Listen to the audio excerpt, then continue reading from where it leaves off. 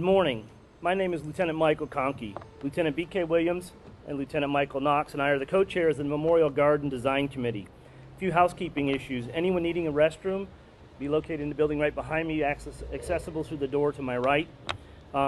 Also, I'd like to mention if there's anybody who can't find a seat, this whole ceremony is being simulcast into our large training room inside the building there. If you please stand or remain standing while the Honor Guard posts the colors.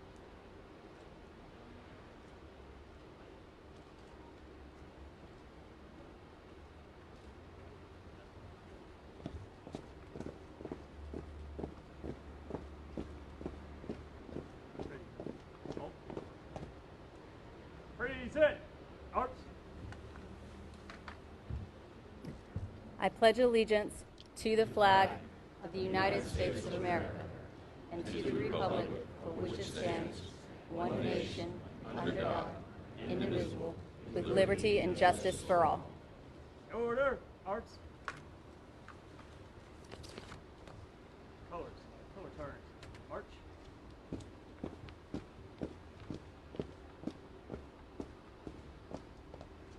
Colors.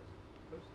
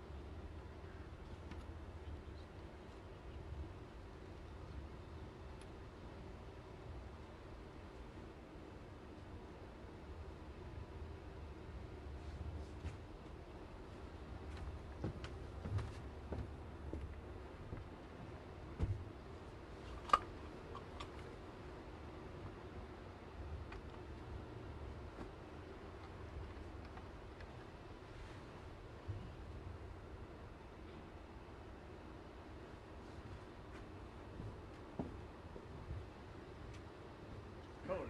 Color turn. March.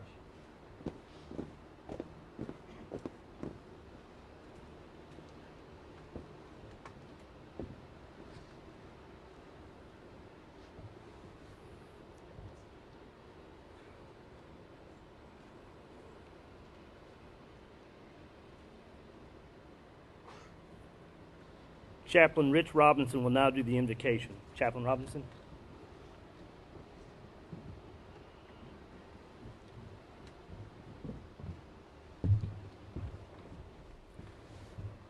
Would you pray with me? To our God who answers when we call, to our God who runs in when others flee, to our God who brings comfort in the midst of crisis, to our God who brings order into chaos, to our God of law enforcement, to our God of community. You have shown us through the lives that we celebrate today that there are those who stand up and choose with deep intentionality to live a life of sacrifice, to live a life that brings love, order, peace in the midst of chaos. God, we thank you for these miracles. We thank you for these lives. And as we dedicate these monuments, may they encapsulate for each of us what it means to be your hands and to answer the call of your heart in serving our community. And may it also be a source of blessing and comfort that while their duty was to serve, our duty is to always remember. And may it also remind us of the mission that we as community and law enforcement always have, to continue to honor, to bring order, to bring peace, and to step in when others step out, and to serve you together. May we honor these lives today. May we honor these families, and may we honor all of our law enforcement officers who choose to be your hands and to answer the call. It's in your holy and precious name that we pray. Amen.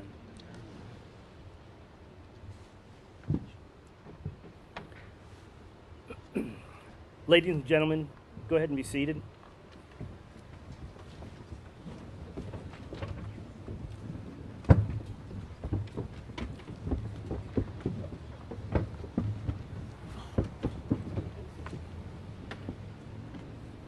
Ladies and gentlemen, distinguished guests, family members, brothers and sisters of the law enforcement community, welcome and thank you for coming today as we remember those who have gone before us. It was said at the beginning of this project, it was their duty to serve, and it is our duty to remember. We believe so strongly in that mantra that it was inscribed in the face of this monument. Today, we are remembering. About 5 years ago, we were tasked with gathering a like-minded group of people to come up with an idea to memorialize those who had fallen in their service to Charleston County. We formed a committee, we started putting some ideas together, we researched other such monuments, we looked at this facility and settled on the most appropriate location, which turned out to be this courtyard. Sketches were drawn, and slowly the ideas became something more. The concept was presented to our landscape architect, Mr. Jerry Regenbogen, and the first thing he said was, "I'm in." It was explained to Jerry that we hadn't even secured funding to even pay for his consulting fees. His reply was, "I don't care, I'm in." Jerry was able to synthesize our ideas into what we are presenting today. He understood we sought to show reverence while avoiding the starkness of a traditional cemetery. We wanted to create a space that would draw people in. We didn't want something that seemed ominous or off-putting. Next, we spoke with the monument shop and gave them our ideas. The monument shop already had a relationship with the sheriff's office, and they too were immediately drawn to the project and understood our vision. We presented our concept to the command staff. You could have heard a pin drop at the end of that presentation. We weren't sure if we had missed the mark or hit a home run. After a brief silence that seemed to last an eternity, we were overwhelmingly given the go-ahead to proceed. Funding was sought and received from County Council. At every step of this project, we met people who understood that this needed to be done. The contract was sent out for bid, and another passionate soul jumped at the chance to be involved in this project. Our contractor was committed to this project for personal reasons that he will share later. I would like to recognize Mr. Jerry Regenbogen, our landscape architect. Jerry, would you like to say a few words?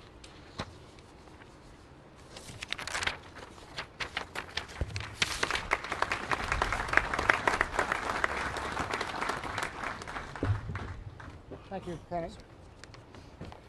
Good morning. As a landscape architect, I was the leader of a team, a design team for this unique project. The key is it was a team effort. I had the pleasure of working with a number of individuals, all who shared a similar passion and vision to bring to fruition this outstanding memorial garden that we are all in today. About 5 years ago, Lieutenant Williams and Lieutenant Conkey and Lieutenant Knox and Steve and Julie Lee and I met to discuss the idea of a fallen officer's memorial garden. Today, we're seeing the results of the efforts of that group and so many others that you see on the stage today. As mentioned, this memorial garden honors law enforcement officers who have served the citizens of Charleston County and recognizes individuals who have made the ultimate sacrifice for their community. The elements of this memorial garden, which include these beautiful granite monuments that you see, the plaques associated with each one, benches, lights, landscape plantings, all combine to create a space where family members, other officers, and citizens of Charleston County can consider what these brave officers have given to this community.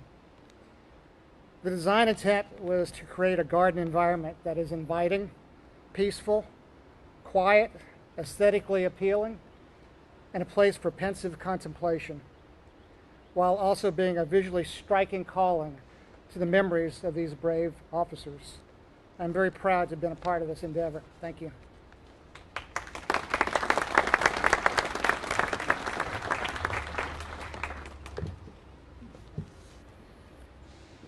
I'd also like to recognize Julie and Steve Lee from the Monument Shop. Julie and her team have an award that they would like to present. Steve, if you'd like to come up and explain that a little bit.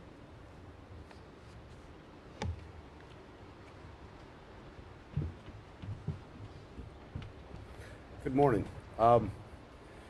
Early on, after the design and all was done for this, and the was approved, and the pieces were commissioned to be made, the Buchanan Group, which is a nationwide company, put out a call for anybody that had a civic project that was going on or that they were involved in. Julie submitted this project, and it was put on the internet for America to vote on, and this project took the grand prize over anybody else's project. The grand prize was a monetary award that we were able to put back into the project for some small little things, and we were honored to do that. A couple weeks ago, when the design was almost done and it was coming together and you could see what this was going to be, the owner of the Buchanan Group came to visit the site and see how it was turning out. His statement was, it's world class. And I thought about that, and I thought that's very fitting. It is a world-class memorial to honor some world-class heroes that gave everything, and it was designed and dedicated by a world-class law enforcement agency.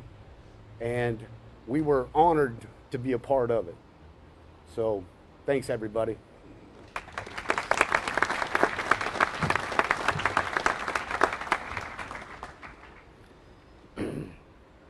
I'd also like to recognize Brian from IPW and give him a moment to explain why he wanted to be involved in this project. Brian?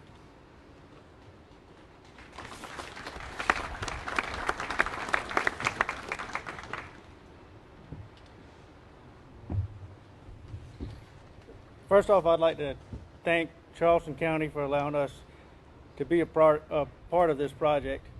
It was very special to us.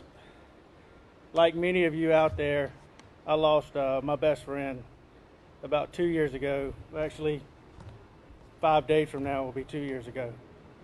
And he was a sheriff's deputy in Montana, and he had finished his night and done his paperwork at his office and was on his way home. And it was around 2 o'clock in the morning. He got about 3 miles from his house, and he was passed by a car, I don't know, doing well over 100 miles an hour. And, you know, he was almost home, but how do you let that happen? So he turned on his blue lights. Well, it took him a mile or so to catch up with this vehicle. And in the meantime, the vehicle pulled over on the side of the road well in advance of him catching up with them, and set up an ambush.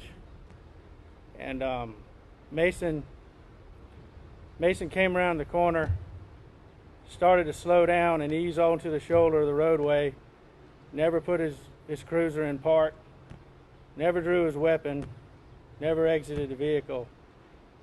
It was a father and son team at that vehicle with 2 high-powered rifles, and Mason never had a chance.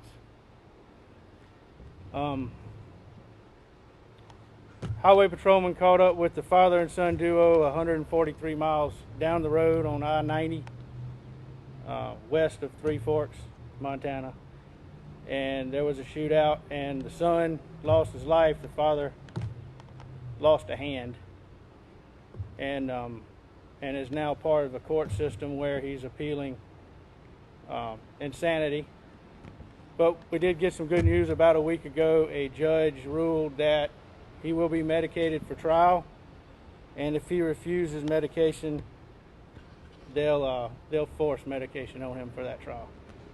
But this project was special to me, and from the very beginning, when we saw the advertisement come out from Charleston County My partner and assistant, Corrine, brought it to me and said, Brian, this is one you need to look at. And no matter what it took, we were going to do this project. And it's been an amazing experience. It's something I'm very proud of. And it couldn't have been done without the team we had. I mean, Mike and BK and Sonny, I know he's hiding around here somewhere, from the Sheriff's Department, Curtis from the county, and Jerry the architect, Julie and Steve, the monument people. It's been an amazing team, a great group of people to work with, and we really have enjoyed it. And so thank you for the opportunity to do it.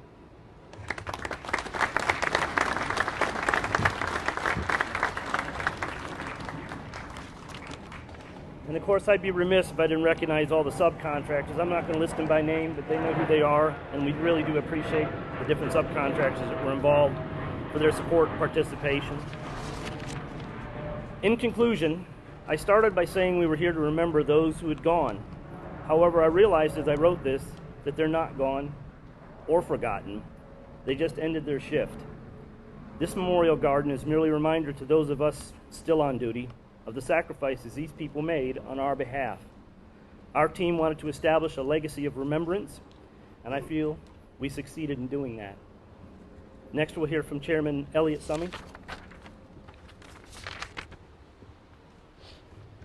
Good morning.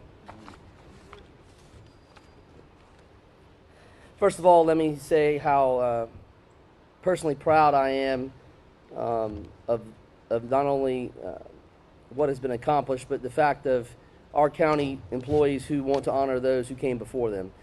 I remember the day that BK came to me after a county council meeting with the idea, and I want to thank him and his co-chairs and his committee for the leadership they've shown for something that is just so tastefully and appropriately done. I would agree with one of the gentlemen before. This is very much world class, but I don't expect anything less. For a group like our Charleston County Sheriff's Office, who's led by a world class individual, who I have a lot of admiration for. County Council thanks the Sheriff's Office for allowing us to be a part of this. Oftentimes, we vote on a lot of things and we spend a lot of money on things that we never get to see or understand what that money turns into. This is money well spent. This is time well spent. Anyone who knows me knows the connection, the deep connection that myself and my family have with the county and with law enforcement specifically. Some of my fondest memories as a child have been with the men and women who served this sheriff's office, and before that, the Charleston County Police Department.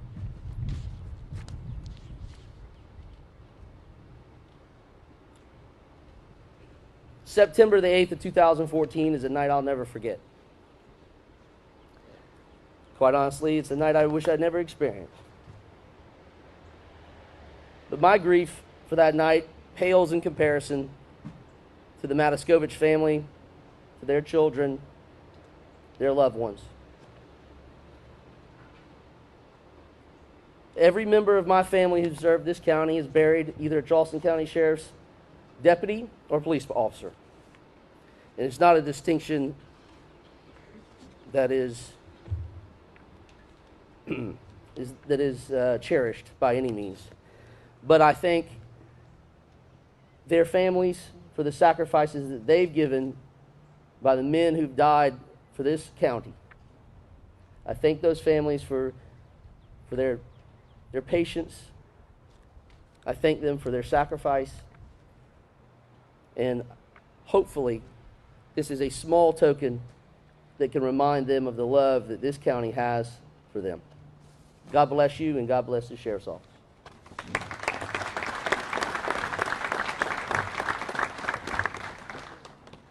Next, we'll hear from Chief Dennis Turner of the Hanahan Police Department.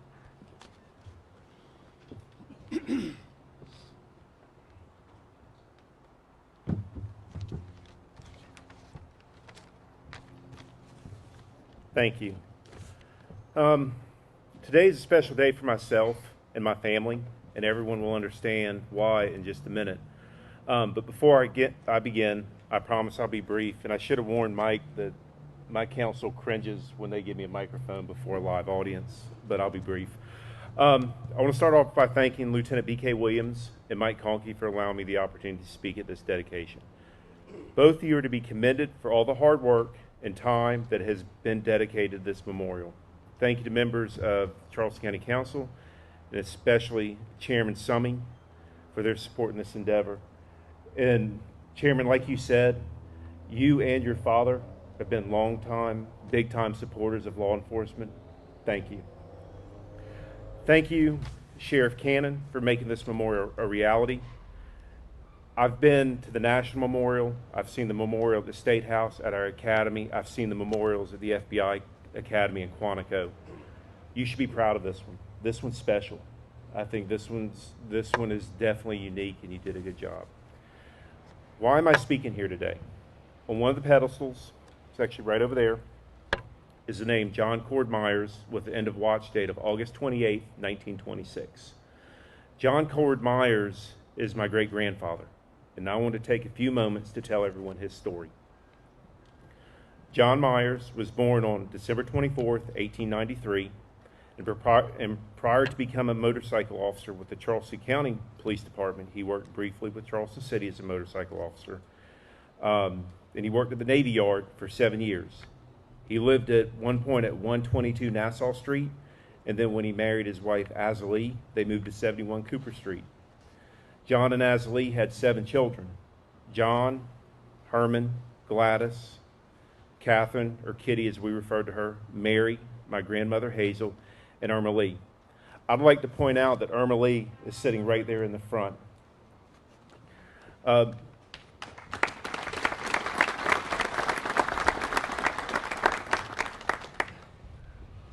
Mike and BK, you made her day last week when my mother shared the news of our phone call with her, as she never knew her father because her mother was pregnant when he died. An interesting fact about John is he worked as a baker in his off time and baked wedding cakes. This just shows that not much in our profession has changed in almost 100 years. We all have to work side jobs to make ends meet oftentimes. All right, around 7:40 p.m. on August 28, 1926, John was on a motorcycle heading home for dinner when he tried to conduct a traffic stop on a vehicle on Spring Street. They were traveling eastbound.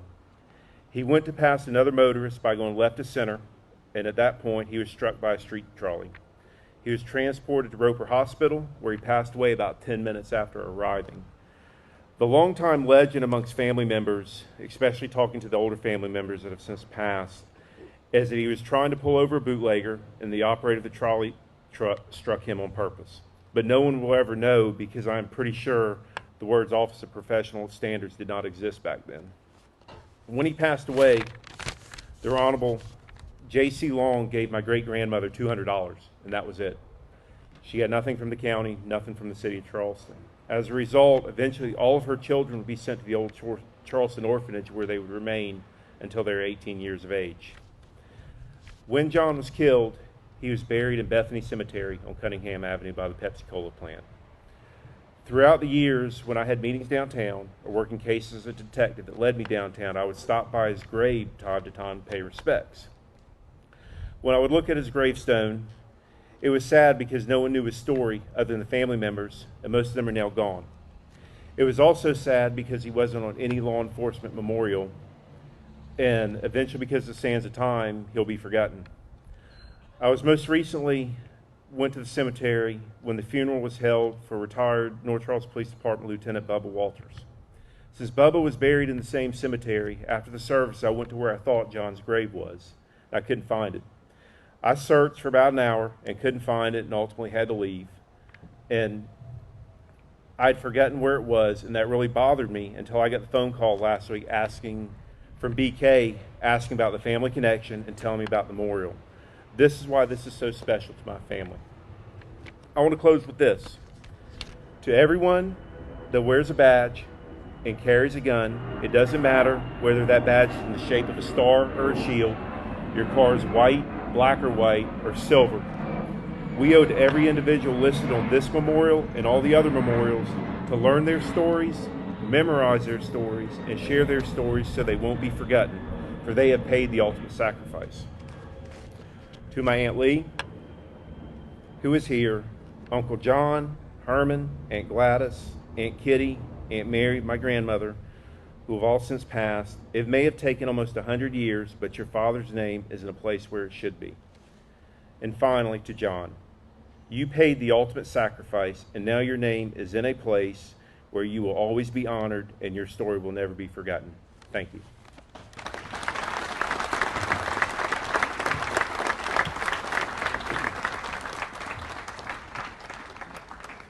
Thank you, Chief Turner.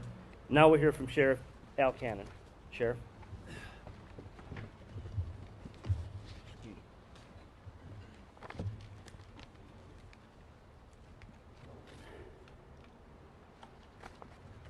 I certainly am well aware of the temperature and will take minimal time to make my remarks.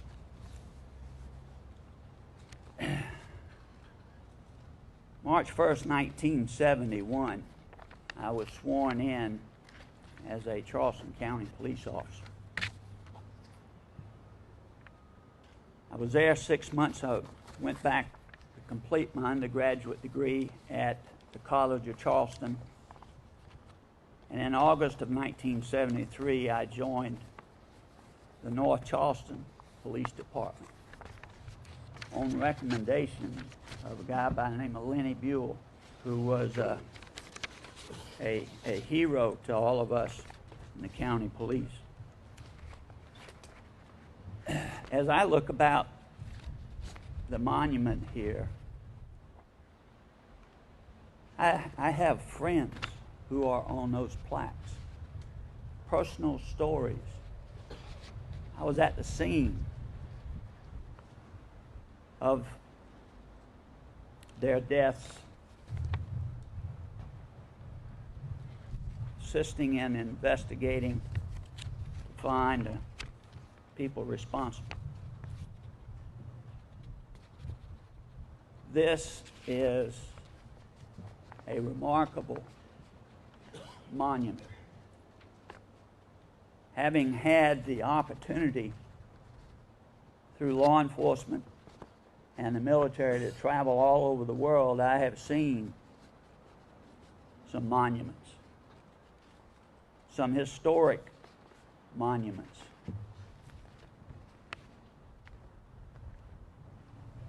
But this is, in fact, world class. This is a beautiful memorial and one that we can all be proud of. It's a part of the obligation we feel as police officers, deputy sheriffs, special agents, whatever, towards our fellow officers who have died in the line of duty. I want to particularly thank the families of these fallen heroes. Last year or so, we were able to have recognition of one of these heroes, James Owens, at the location where he gave up his life serving the community. There are other things that we intended to mark the significance of spots throughout the county that involve the loss of life. And in that regard, it's something that I fully intend to talk with my fellow agency leaders to collaborate, jointly recognize our heroes. I want to particularly thank County Council. They took this on almost immediately. We have here with us today Chairman Summey, Vice Chair Herb Sass. We have Mr. Teddy Pryor, former chairman, Ms. Anna Johnson, Mr. Brantley Harvey. We have Representative Lynn Bennett, and other. We have our energetic and electron, Julie Armstrong, our clerk of court. But this was not just a collaboration between the folks that have spoken thus far. It was a collaboration with the administrators, staff, with whom we have become very close and have accomplished a great deal together. And Ms. Jennifer Miller here, I greatly appreciate your assistance in this endeavor as well. I think everybody that came to this had a special internal motivation for whatever reason. You've heard some here this morning. But I don't know that you could get involved in a project like this and not feel a sense of duty to make it to the best of everyone's ability. And they have certainly accomplished that.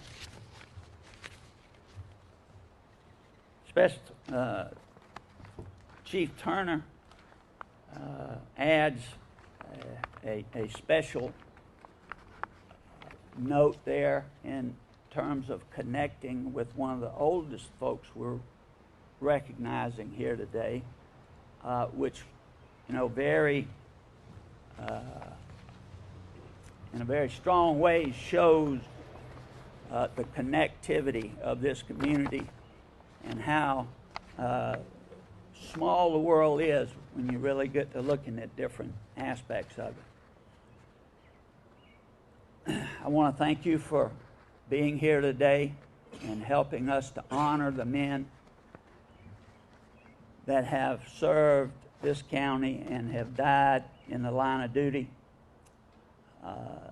We had a wonderful ceremony yesterday at the Park Circle where the names of Tri-County officers killed in the line of duty, the names were read, and it was very moving, but it also was a very long list and very troubling in that regard. So I think now, with no further comments, if we can proceed with the ceremony.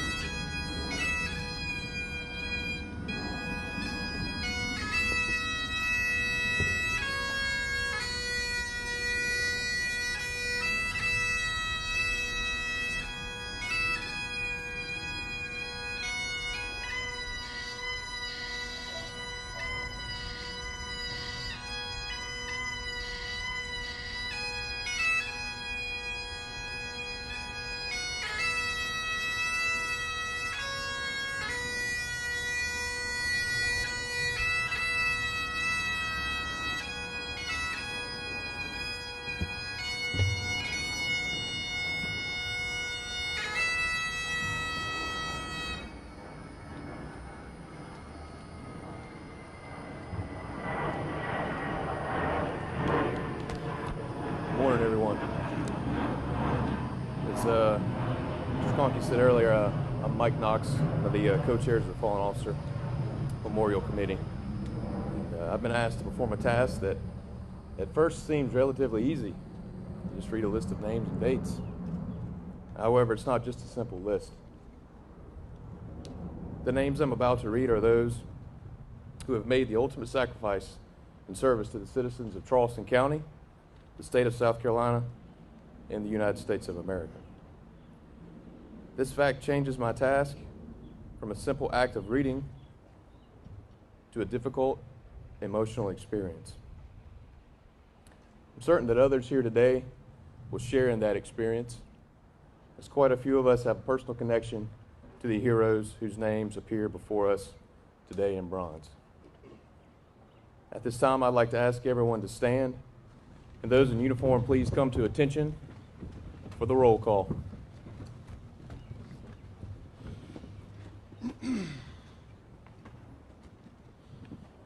And now, our fallen heroes.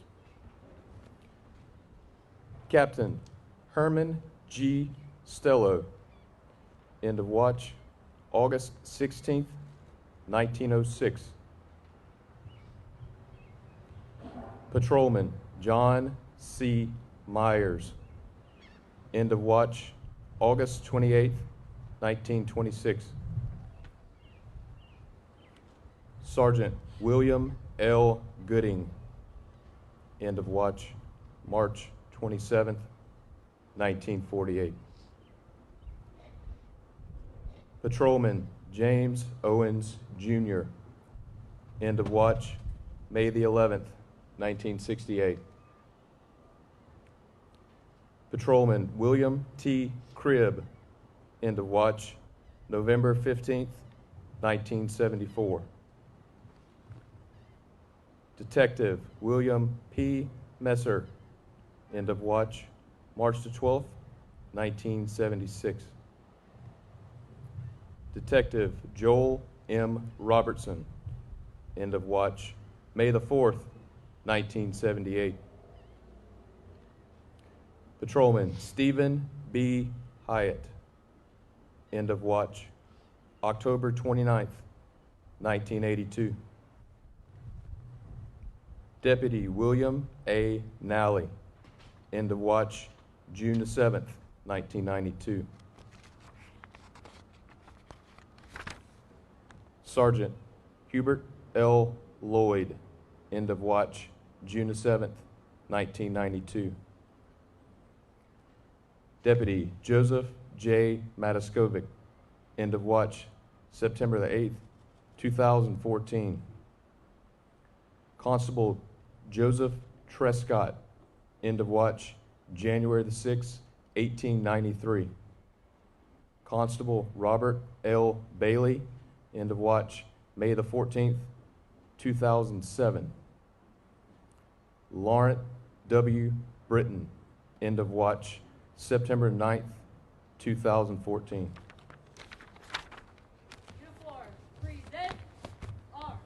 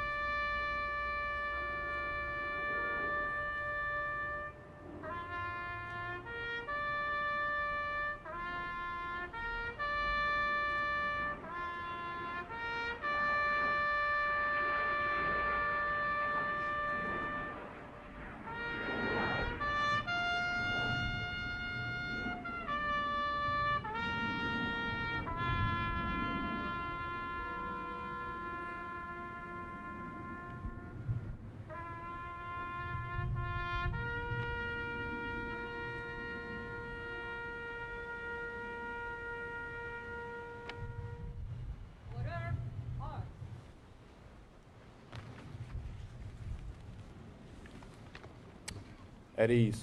Thank you. You may be seated.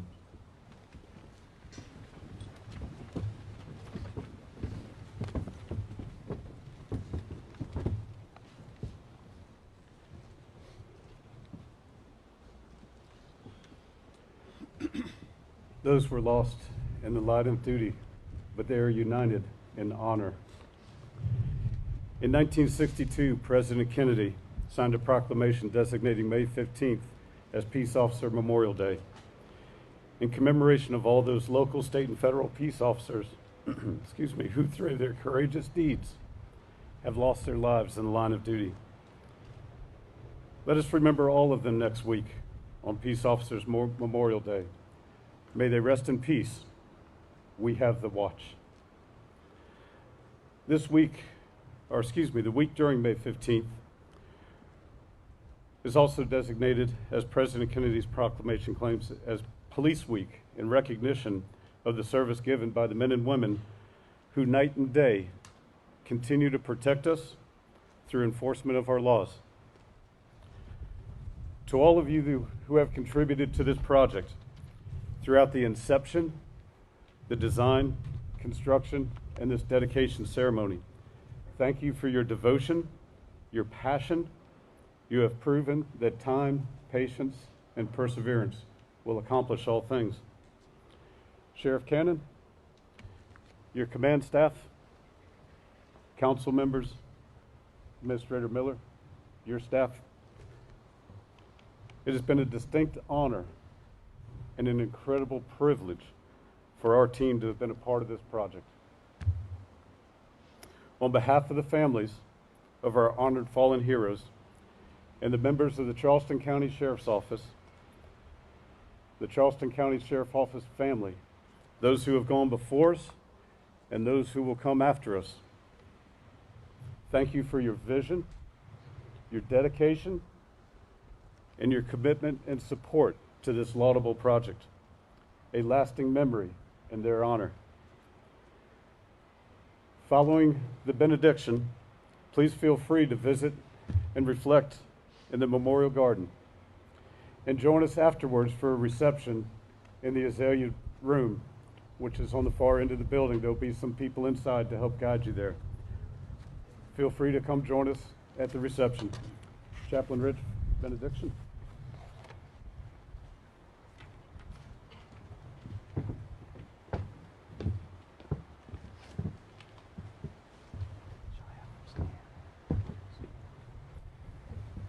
May we ask that everyone stand to honor our fallen law enforcement throughout our nation, as well as in Charleston.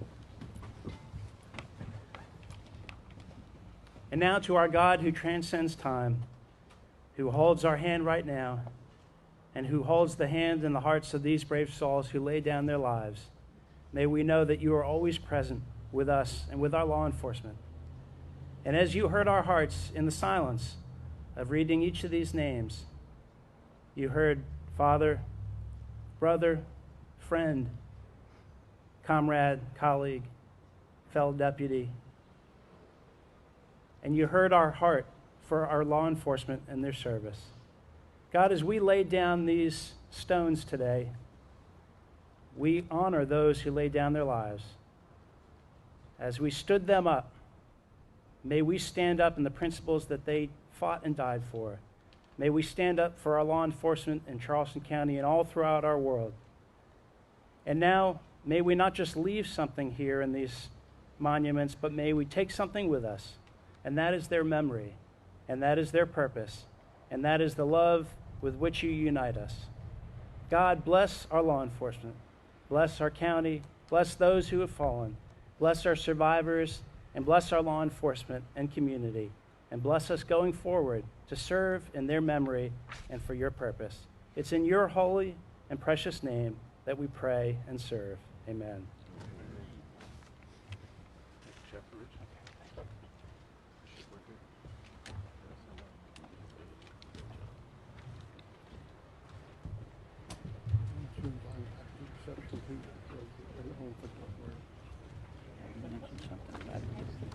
As we are moving at the conclusion here, I would like to point out that this week is National Correction Week as well. Many of the command staff behind me have passed through as an employee the detention center, and they are as vital a part of law enforcement as there is. We also appreciate them. A couple of the people we recognized came from that side of the house. We're very proud of them and the job they do. We want to thank all of the families again for showing up, and I got to leave you with one thought, a little bit of up note maybe. I was sitting in the office with Mayor John Bourne one morning, and when I walked into his office, he was really laughing, and I said, "What's so funny?" He said, "I just had a lady who called and asked or complained about the air craft flying over her house. And she was highly upset. And I asked her, I said, were they ours or were they theirs? And she said, of course they were ours. And he said, thank God, and he hung up.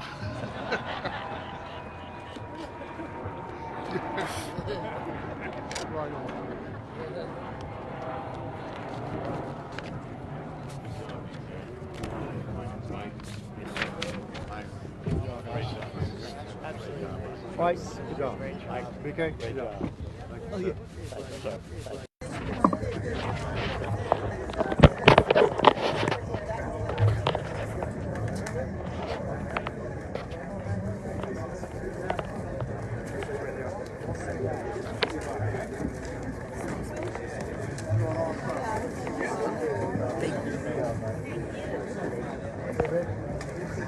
See you. How you doing? Good to see you.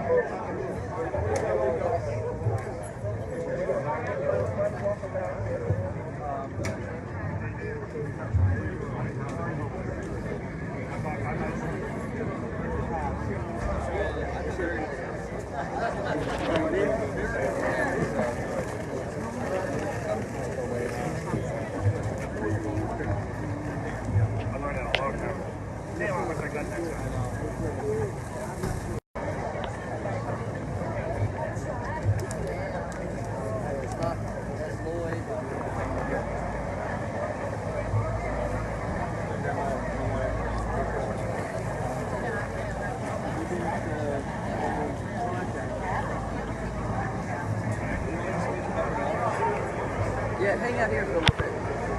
You want me to take pictures or just hang out? Just hang out in case we need to. Also, I actually...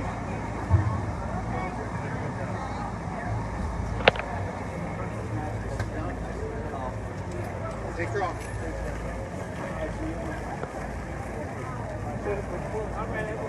How you doing?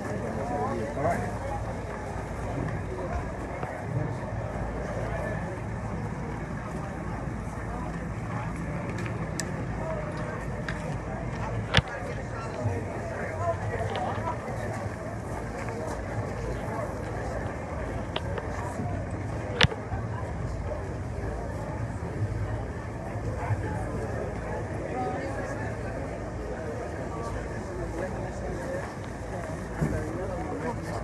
Oh, yeah. Might take a long time, but yeah, because they did it. They came through.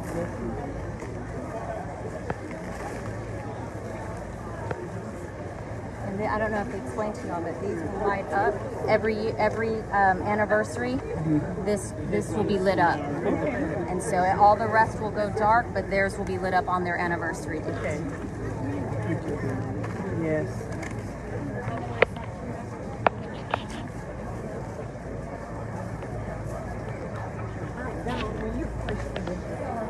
No, I think we're going to try to get a picture here with it. Yeah.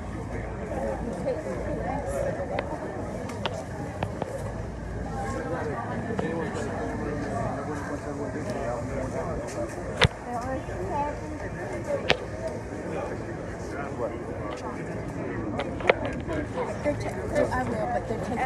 They're moving.